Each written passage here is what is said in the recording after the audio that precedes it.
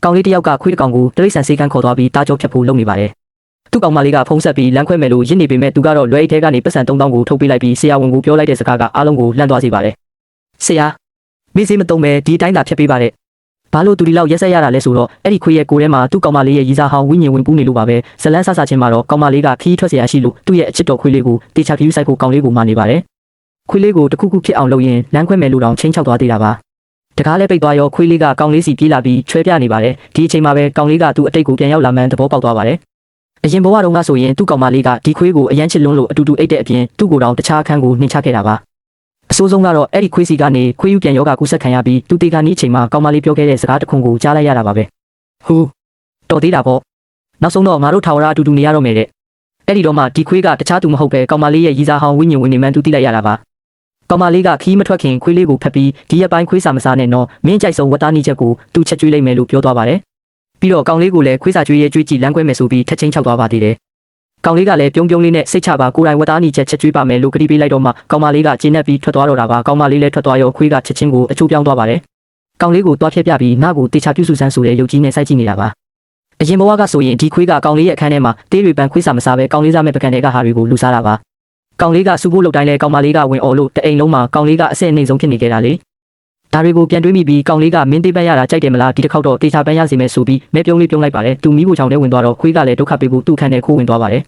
ယ်ကောင်လေးကတော့ဂယုမဆိုင်ပါဘူးခဏနေတော့ဝတ်သားနီချက်အနက်လေးမွေးလာပါတယ်သူကခွေးပကံထဲကိုနည်းနည်းထည့်ပေးလိုက်ပြီးသူ့ပကံထဲကိုကြတော့အိတ်ဆေးတွေကြိတ်ထည့်ပြီးတေချာမွေလိုက်ပါတယ်အနမ်းရတာနဲ့ခွေးကချက်ချင်းပြေးလာပါတယ်ဒါပေမဲ့သူ့ပကံထဲကဟာကိုမစားပဲကောင်လေးစားမဲ့ပကံကိုပဲလာလူစားပါတယ်ကောင်လေးကဟေ့ကောင်ထွက်သွားစမ်းလို့ဟန်ဆောင်ပြီးអော်လိုက်ပေမဲ့ခွေးကဂယုမဆိုင်ပဲအကုန်ပြောင်းအောင်ရှာနဲ့တိမ်ပြီးစားပြစ်လိုက်ပါတယ်စားပြီးတော့ပကံကိုတောင်ခြေထောက်နဲ့ကန်ချသွားသေးတာပါဒါပေမဲ့ကောင်လေးရဲ့အေးဆက်ဆက်အပြုံးကိုမြင်လိုက်ရတဲ့အခါမှာတော့ခွေးလည်းချက်ချင်းလန့်သွားပါတယ်ငါ့ကိုစိတ်ခတ်လိုက်တာလားဆိုပြီးရေမြ мян တောက်ဖို့ရေခွက်စီပြေးသွားပါတယ်ဒါပေမဲ့ရေခွက်ထဲမှာရေကတစ်စက်မှမရှိတော့ပါဘူးရေချိုးခန်းတကားကိုလည်းတောက်ခတ်ထားလိုက်ပါပြီခွေးကသွားကြည့်ဖဲပြီးမင်းငါကိုဘာရီကျွေးလိုက်တာလဲဆိုတဲ့ပုံစံနဲ့အော်ဟောင်းနေပါတယ်ကောင်လေးကခွေးကိုလုံးဝဂယုမဆိုင်ပဲဖုံးထုတ်ပြီးတိရစ္ဆာန်ဆေးကန်းကိုလှမ်းဆက်လိုက်ပါတယ်ဟယ်လိုနောက်တနားရီလောက်နေရင်ခွေးတစ်ကောင်သားကြောလာဖြတ်မလို့ပါတဲ့အဲ့ဒီစကားကိုကြားလိုက်ရတဲ့ခွေးကဒေါသထွက်ပြီးကောင်လေးစီကိုခုံအုပ်လိုက်ပါတယ်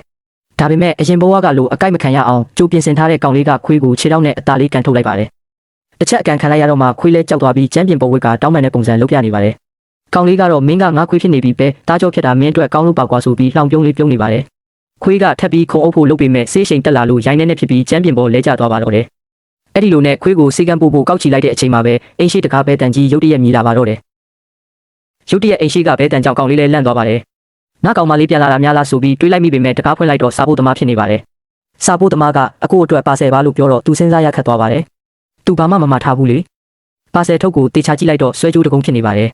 သူ့ကောင်မလေးကသူ့ကိုလက်ဆောင်ပေးတာလားလို့တွေးနေတော့မှပဲကောင်မလေးစီက message ဝင်လာပါတယ်အချစ်ခွေးလေးအတွက်ဝေထားတဲ့ဆွဲကြိုးရောက်လာပြီးတော့တေချာလက်ခံလိုက်တဲ့စားဖို့သမားကပြုံးပြီးလက်မှတ်ထိုးဖို့ပြောရင်းငွေချေစနစ်ပါအကိုအားလုံးပေါင်း3000ပါဆိုတော့ကောင်လေးဒေါသထွက်သွားပါတယ်ကောင်မလေးကခွေးအတွက်ဒီလောက်ဈေးကြီးတာဝယ်ပေးတဲ့အပြင်သူ့ပတ်စံနဲ့တောင်ရှင်းခိုင်းနေသေးတာပါအတူတူနေလာတဲ့3နှစ်အတွင်းမှာကောင်မလေးကသူ့ကိုအများဆုံး2000တန်လောက်ပဲဝယ်ပေးဖူးတာလေစိတ်တူတူနဲ့ပါဆယ်ထုတ်ကိုစားဖို့သမားစီပြန်ထိုးပေးလိုက်ပြီးမယူတော့ဘူးပြဒီပတ်စံကိုတခြားနေရာမှာပဲတုံးလိုက်တော့မယ်လို့ပြောလိုက်ပါတယ်အဲ့ဒီနောက်ခွေးကိုလေဘင်းကနေဆွဲမပြီးတိရစ္ဆာန်ဆေးကန်းကိုတန်းသွားပါတယ်ဆေးကန်းရောက်တော့ဆေးရှိန်နဲ့မိတ်နေတဲ့ခွေးကိုကြည့်ပြီးကောင်လေးရင်ထဲမှာဒေါသတွေရိုရှာမှုတွေနဲ့ပြည့်နေပါတယ်အရင်ဘဝကခံခဲ့ရတဲ့နာကျင်ချက်တွေကလည်းပြန်ပေါ်လာတော့သူကခွေးကိုတိုးတိုးလေးကပ်ပြောလိုက်ပါတယ်ဟေ့ကောင်ခွေးတကောင်လိုနေရတဲ့အရာတာကိုတေချာခံစားလိုက်စမ်းတဲ့ခွဲစိတ်မှုသာအောင်မြင်သွားရင်ဒီခွေးလဲလုံးဝတန့်စင်သွားမှာဖြစ်ပြီးကောင်မလေးရဲ့တန်ရောစင်တွေလည်းပြတ်သွားတော့မှာပါခွဲစိတ်ခန်းအပြင်ဘက်မှာဆရာဝန်မလေးကသဘောတူညီချက်စာရွက်လေးလာပေးပါတယ်သူကလည်းမဆိုင်မတွပဲကောင်မလေးနာမည်နဲ့လက်မှတ်ထိုးလိုက်ပါတယ်ပြီးတော့ဆရာဝန်မလေးကိုတောင်းဆိုချက်2ခုပြောလိုက်ပါတယ်ပထမချက်မေးစေးလုံးဝမသုံးပါနဲ့ဒုတိယချက်ဖြတ်ရင်တခါတည်းနဲ့မပြီးစေပဲအချိန်ချင်းဖြည်းဖြည်းချင်းဖြတ်ပေးပါတဲ့အဲ့ဒီစကားကိုကြားတော့ဆရာဝန်မလေးလည်းလန့်သွားပါတယ်ဒါကတော့တိတ်မရက်ဆက်လုံးမူလားရှင်လို့မေးတော့ကောင်လေးကချက်ချင်းပဲပတ်စံ3000ထုတ်ပေးလိုက်ပြီးကျွန်တော်ပြောတဲ့အတိုင်းသာလုပ်ပါလို့အပြည့်ပြောလိုက်ပါတယ်အဲ့ဒီအချိန်မှာခွေးကနိုးလာပြီးသူတို့ပြောတဲ့စကားတွေကိုကြားသွားပါတယ်ဆရာဝန်လက်ထက်ကကရိယာတွေကိုလည်းမြင်လိုက်ရောခွေးလည်းတေးတောင်ထွက်ကြသွားပါတယ်မြစ်စေးမပေးတဲ့အပြင်အချိန်ချင်းဖြတ်မယ်ဆိုတာကိုသူလက်မခံနိုင်ပါဘူးသူများကုတင်ပေါ်သေးပန်းမိတာသူများထမင်းလူစားမိတာနဲ့ဒီလောက်တောင်ရက်ဆက်ရလာလို့တွေးနေလောက်ပါတယ်ကောင်လေးကတော့အေးဆက်ဆက်အပြုံးနဲ့မင်းနိုးလာတာအတော်ပဲလို့ပြောလိုက်ပါတယ်သူကခွေးကိုရီးစားဟောင်းနာမည်နဲ့ခေါ်လိုက်တော့ခွေးလည်းလုံးဝကြောင်သွားပါတော့တယ်မျက်လုံးထဲမှာအကြောက်တရားတွေအပြည့်နဲ့ရုန်းကန်မှုစူးစမ်းပေမဲ့ဆရာဝန်လက်ထဲမှာတော့ဘာမှလုပ်လို့မရပါဘူးဆရာဝန်ကခွေးကိုပွေပြီးခွဲစိတ်ခန်းနဲ့ခေါ်သွားပါတယ်ဒီအချိန်မှာပဲကောင်လေးဖုံးမိလာပါတယ်သူ့ကောင်မလေးစီကပါဖုံးကင်လိုက်တာနဲ့နေယူနေလာခွေးအတွက်ဝယ်ထားတဲ့ဆွဲကြိုးကိုဘာလို့ပြန်ပေးလိုက်တာလဲဆိုပြီးအော်တော့တာပါပဲကောင်လေးကလည်းမဲပြုံးပြုံးပြီးနင့်ခွေးအတွက်ဝယ်တဲ့ဟာကိုဘာလို့ငါကပတ်စံရှင်းရမှာလဲလို့ပြန်ပြောလိုက်ပါတယ် ဖုန်းထဲမှာခဏလောက်တိတ်သွားပြီးမှကောင်မလေးကပူတော့တာထွက်တဲ့အတန်နဲ့နင်းအတော်လေးအချိုးပြောင်းနေပါလားငါအခုအိမ်ပြန်လာပြီးအိမ်ရောက်ရင်တွေ့မယ်လို့ချင်းချောက်ပါတယ်ကောင်မလေးအိမ်ရောက်တော့ကောင်လေးရောခွေးရောမရှိပါဘူးနင်းငါခွေးကိုဘယ်ခေါ်သွားတာလဲလို့မေးတော့ကောင်လေးကအေးအေးဆေးဆေးပဲမင်းခွေးကသေးတွေရှောက်ပန်းနေလို့တားကြောဖြတ်ဖို့စေကန်းခေါ်လာတာအခုခွဲစိတ်ခန်းထဲရောက်နေပြီလို့ဖြေလိုက်ပါတယ်အဲ့ဒီအချိန်မှာခွဲစိတ်ခန်းထဲကခွေးရဲ့ဆူဆူဝါဝါအော်တန်ကြီးထွက်လာပါတယ်ကောင်မလေးလည်းဖုန်းထဲကနေကြားလိုက်ရတော့နားစီတောင်ကွဲမတက်ပါပဲနင်းယူနေပြီလားအဲ့ဒါငါသားလေးနင်းဘာလို့သွားထိရတာလဲအခုဘယ်မှာလဲချက်ချင်းပြန်ခေါ်လာခဲ့လို့အော်ငိုပါတော့တယ်နင်သားငါခွေးကိုတားကြောဖြတ်ရင်နင့်ကိုလုံးဝမကြည်အေးဘူးလို့ပြောပေမဲ့ကောင်လေးကတော့ဖုန်းကိုတင်းတင်းကြပ်ကြပ်ဆုပ်ကင်ပြီးအေးဆက်ဆက်လေးတန်းနဲ့ပြန်ပြောလိုက်ပါတယ်မင်းကောင်ကလမ်းဘေးကကောက်ရလာတဲ့ခွေးလေးသားကြောဖြတ်တာသူ့အတွက်ကောင်းလို့ပါကွာမင်းကဘာလို့ဒီလောက်တောင်ဖြစ်နေရတာလဲဒါမှမဟုတ်တခြားလှုပ်ဝက်ချက်တစ်ခုခုများရှိနေလို့လားတဲ့ဒီစကားကိုကြားလိုက်ရတော့ကောင်မလေးချက်ချင်းမျက်နှာပြတ်သွားပါတယ်နင်ဘာရီလျှောက်ပြောနေတာလဲဘာလို့ဝက်ချက်မှမရှိဘူးနင်ကဘာလို့ဒီလောက်တောင်စိတ်ထားရုံမှရတာလဲလို့အထစ်ထစ်အငုံငုံနဲ့ပြန်ပြောပါတယ်ကောင်လေးကတော့သူ့စကားကိုဆက်နားမထောင်တော့ပဲဖုန်းချပစ်လိုက်ပါတယ်မကြခင်မှာပဲကောင်မလေးစေကန်းကိုရောက်လာပါတယ်အမောတကောနဲ့ခွဲစိတ်ခန်းတကားဝါကိုပြေးသွားပြီးခွတင်ပေါ်မှာမေ့မျောနေတဲ့ခွေးကိုတွေးလိုက်ရချိန်မှာတော့သူလုံးဝအံ့ဩမြင်တက်သွားပါတယ်တုံရင်နေတဲ့လက်တွေနဲ့ခွေးနာကိုကတ်သွားပြီးနရွက်လေးကိုကင်လိုက်တဲ့အချိန်မှာတော့သူ့မျက်ရည်တွေပေါက်ပေါက်တီးကျလာပါတော့တယ်ခွေးကလည်းအားနေတဲ့အတန်လေးနဲ့ငိုရင်းအမီးလေးကိုဖြည်းဖြည်းချင်းလှုပ်ပြနေပါတယ်ဘာလို့ဒီလောက်နောက်ကျမှလာရတာလဲလို့မေးနေတယ်လို့ပါပဲကောင်မလေးကရုတ်တရက်လှည့်လာပြီးကောင်လေးရဲ့လက်မောင်းကိုသူ့လက်သေးတွေနဲ့ကုပ်ဆွဲလိုက်ပါတယ်နင်ဘာလို့လိုက်တာလဲတိလားအဲ့ဒါငါသားလေးလေနင်ဘာလို့လှုပ်ရက်တာလဲလို့အုံငိုပါတော့တယ်ကောင်လေးကသူ့လက်ကိုကြမ်းကြမ်းတန်းတန်းပုတ်ချလိုက်ပြီးခွဲစိတ်ထားလို့အေးဆက်တဲ့လေတံနဲ့ပြန်ပြောလိုက်ပါတယ်မင်းခွေးကလမ်းဘေးကကောက်ရလာတဲ့ခွေးလေးတားကြောဖြတ်တာသူ့အတွက်ကောင်းလို့ပါမင်းလည်းတတိလေးပါလေးထားဦးမင်းမွေးထားတာခွေးလူမဟုတ်ဘူးတဲ့အဲ့ဒီစကားကကောင်မလေးရဲ့ရင်ထဲကိုဓာတ်နဲ့ထိုးလိုက်တယ်လို့ပါပဲမင်းမွေးထားတာခွေးလေးလူမမဟုတ်တာလို့ကောင်လေးကပြောလိုက်တော့ကောင်မလေးကယူမတက်အော်ရပါတော့တယ်မျက်ရည်တွေနဲ့ရင်နေတဲ့အတန်ကကြားရတာကြောချမ်းစရာပါပြီးတော့သူကနှင်သာတတိထားရမှာခွေးတကောင်ကိုများနှင်ကမနာလို့ဖြစ်နေတာလေအဲ့ဒီခွေးကနှင်ထက်အများကြီးအရေးကြီးတယ်လို့ပြန်អော်ပါတယ်ပြောရင်းနဲ့ကောင်လေးရဲ့အင်ဂျီကိုလာဆွဲပြီးငိုတော့တာပါပဲကောင်လေးကလည်းမျက်နှာသေးလေးနဲ့မင်းကခွေးတကောင်အတွက်နဲ့ငါ့ကိုတော့မချေမနှက်ဖြစ်နေတာလားလို့မေးလိုက်ပါတယ်ကောင်မလေးကလည်းအေးဟုတ်တယ်နင်းမျက်စိထဲမှာငါကခွေးလောက်တောင်အရေးမပါဘူးမလားလို့ပြန်ပြောပြီးခုန်တန်းလေးပေါ်ခွေးကျသွားပါတယ်ခွေးလေးကလည်းသူ့ကိုလာနှစ်သိမ့်တဲ့အနေနဲ့နှာခေါင်းလေးနဲ့လာပုတ်ပေမဲ့ကောင်မလေးကတော့ကျမ်းပြင်ကိုသာစိုက်ကြည့်ပြီးငိုနေတာပါခဏနေတော့ကောင်မလေးကမျက်ရည်တွေကြားကနေကောင်လေးကိုဆူဆူရဲရဲစိုက်ကြည့်ပြီးလမ်းခွဲမယ်လို့ပြောလိုက်ပါတယ်ကောင်လေးကလည်းအေး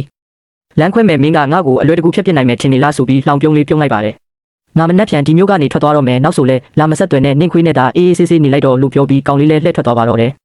ကောင်မလေးကတော့ခွေးလေးကိုဖက်ပြီးငိုကြံခဲ့တာပေါ့အိမ်ရောက်တော့ကောင်လေးကသူ့အခန်းထဲဝင်ပြီးပစ္စည်းတွေသိမ်းနေပါတယ်အဲ့ဒီအချိန်မှာဗီတိုထဲကနေစာအိတ်အဟောင်းလေးတစ်ခုပြုတ်ကျလာပါတယ်အဲ့ဒါကတက္ကသိုလ်ကျောင်းဆင်းတုန်းကကောင်မလေးပေးခဲ့တဲ့ရေးစားစာလေးပ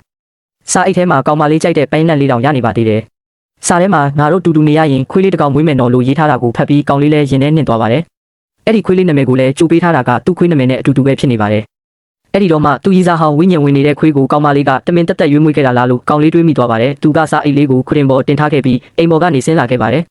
လေသားပေါ်မှာတင်သူ့ကိုစောင့်နေတဲ့ကောင်မလေးနဲ့ဆုံပါတော့တယ်နင်းပဲသွားမလို့လဲလို့မေးတော့ကောင်လေးကဘာမှမပြောခဲ့ကြည့်နေပါတယ်ကောင်မလေးကငိုပြီးငါမသွားပါတယ်ငါ့ကိုခွင့်လွှတ်ပါနော်